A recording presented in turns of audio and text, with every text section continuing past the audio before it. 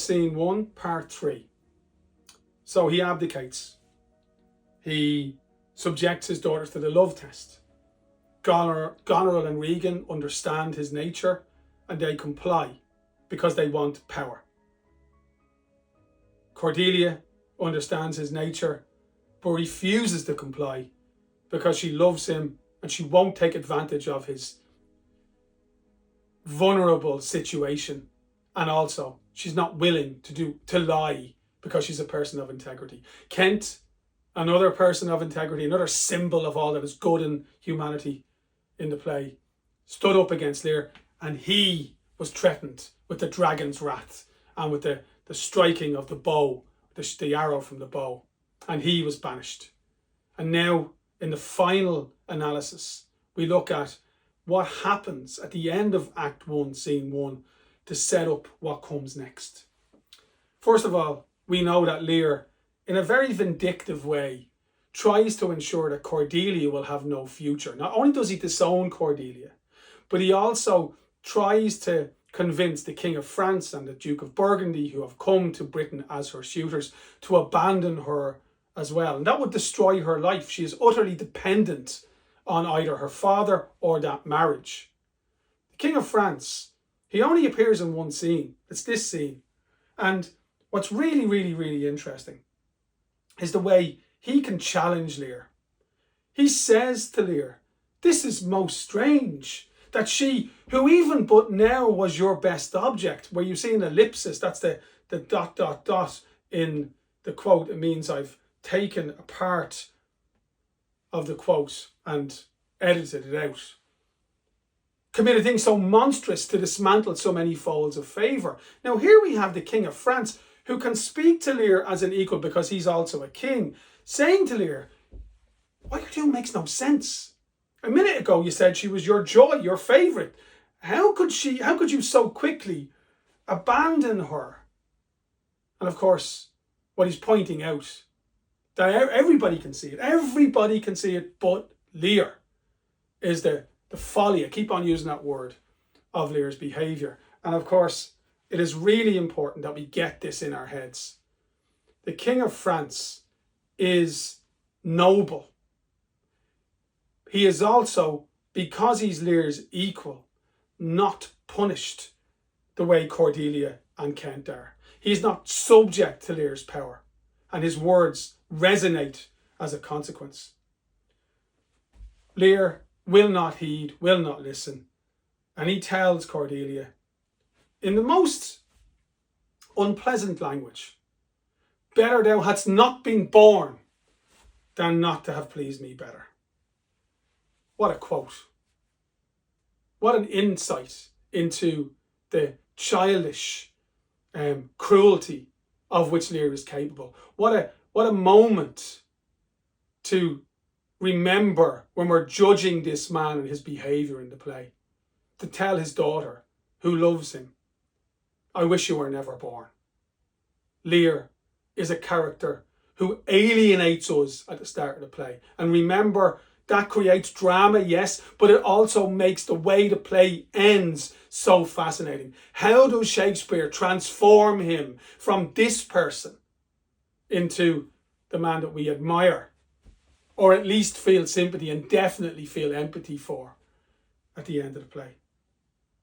France, like Kent, like Cordelia, like the Fool, like Albany, another figure representing decency in the play, says, "Look, Lear, I don't care what you think. I don't care if you don't give me all the money that I'm supposed to get for marrying a princess, all the titles, all the land. What I care is about marrying this woman because she is herself a dowry." A dowry is the financial deal that would have been done between fathers when a marriage was being arranged. And he says, I don't care about any of that. She is of such great value. And in fact, her bravery standing up here in front of you makes her invaluable. He says she is most rich being poor. And that, of course, the dowry, another example of Shakespeare's use of symbolism, most rich being poor, A fantastic example of Shakespeare's use of juxtaposition, placing these two contrasting things side by side so he can make a point, in this case, France's admiration for Cordelia and the reason why he will marry her despite the lack of dowry. That makes that point in a much more interesting and memorable way.